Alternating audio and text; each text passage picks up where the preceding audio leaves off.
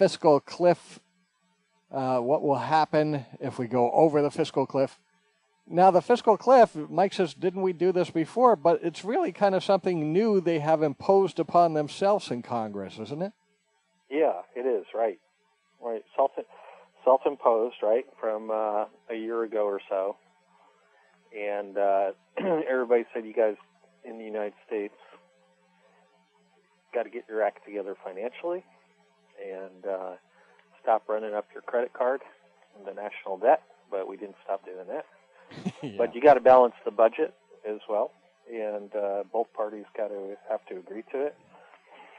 So they said, okay, we'll be good boys over the next year. We'll put our thinking caps on, work together, and don't worry, we'll get it all worked out. And if we don't work it out, we'll make sure like the worst possible scenario happens as motivation for us to work it out. To force them to do the right thing, right? Yeah, to force them. Since we don't have a natural instinct to do the right thing, we're going to write in such draconian things to happen to the economy that it'll force our hand to do the right thing. Yeah, it's sort of like when, if you have a boss at your job and he's like, I need you to do this and I need it by this deadline, and as motivation, if you don't get it done, you're fired. Yeah. Oh, thanks for that, boss. It's like, so it's sort of what they did to themselves is, okay, the worst possible scenario, the unthinkable, unimaginable that nobody will want to do we'll just make flat cuts to the U.S. budget all the way across the board, whether it's military, social programs, doesn't matter. Everybody takes a cut if we can't agree. And they're saying, like, of course we'll be able to agree. And, smart people would say, well, let's look at each area of the budget and see what we can reduce accordingly, or can we generate more revenue? Or my thing, can we become more efficient? Yes. Is there anywhere where anybody has ever kind of had an inkling that maybe the government is a little bit wasteful? You think? Maybe. Yeah. You think?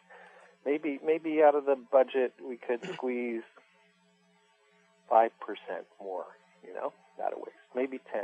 Probably more like 40 or 50%, But let's just go for a little bit to make the budget more palatable. But nobody's putting that option on the table because nobody wants to be more efficient or scrutinize areas of corruption and fraud and waste. So now it's left to just bang away at which programs are we going to cut, and can we tax the people more? Because the reason we would tax them as a penalty to the people of the good people of the United States is it's really all their fault anyway, right? Yeah, we put them in office. Mike and Jeff and me, we caused all this problem, so now we should it's all our fault. Blame us. Blame the people. That's what more taxation is. Mm-hmm. Punishment. We should all be penalized, or as Europe and Japan are, and maybe some other countries. But so why are we acting this way? Yeah, it's idiotic, isn't it? That we've imposed this upon ourselves. Mm-hmm. And with such foolishness, it's like, okay, if Republicans and Democrats in Congress and the White House can't agree, then agree to do something different in order to work it out. But don't agree to do something stupid and disastrous and just foolish, this flat across the board, I like the word you use, draconian cut. Draconian is such a good word, it even sounds draconian. Dark and bad and foolish. So agree to do something smart. If you say, okay, our deadline's December 31st, if we can't do it by then, how about we give ourselves an extension? Yeah, who's to say no and slap our hands and say, no, you can't do that? Yeah. There's no oversight committee that I know of that's doing that. Not officially. Well, yeah. That's a whole other discussion, though, right? True. But